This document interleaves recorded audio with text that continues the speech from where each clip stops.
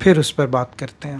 بہت سارے لوگوں نے کہا کہ جب یو این او میں عمران خان صاحب نے تقریر کی جس میں انہوں نے کلمہ حق بلند کیا لا الہ الا اللہ، تو وہ تو اسلامو فوبیا کے خلاف آواز اٹھا رہے تھے۔ تو کیا اسلامو فوبیا کے خلاف آواز اٹھوا کے اس قرآن کی شکوں کو پامال کرنا مسلمانی ہے؟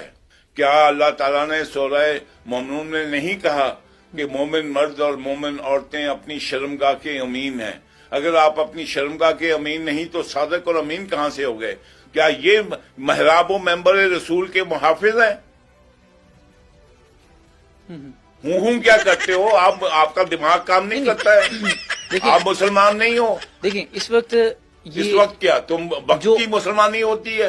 نہیں جو اس وقت جو پاکستانی ہیں اس وقت انہوں نے ان کا چناؤ کیا تو آئے نا۔ آپ چناؤ کر آپ نے یا میں نے تو نہیں وزیر اعظم بنایا تھا عمران خان صاحب کو۔ اگر ابو جہل کا چناؤ کرتے تو پھر مدینہ میں ابو جہل کو لے آتے؟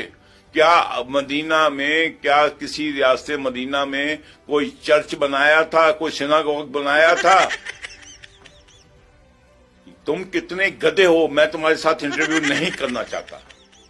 جس کو اپنے دین کا نہیں پتا ہے میں اس آدمی کے سامنے نہیں بیٹھنا چاہتا۔ اچھا، اب یہ جو سوچ ہے نا، یہ آپ کی اوور دا نائٹ بلڈ نہیں ہوئی، ایک بات یہ یاد رکھیں۔ اور سب سے بڑی بات یہ جو میں نے آپ کو بتائی کہ پاکستان کے پورے معاشرے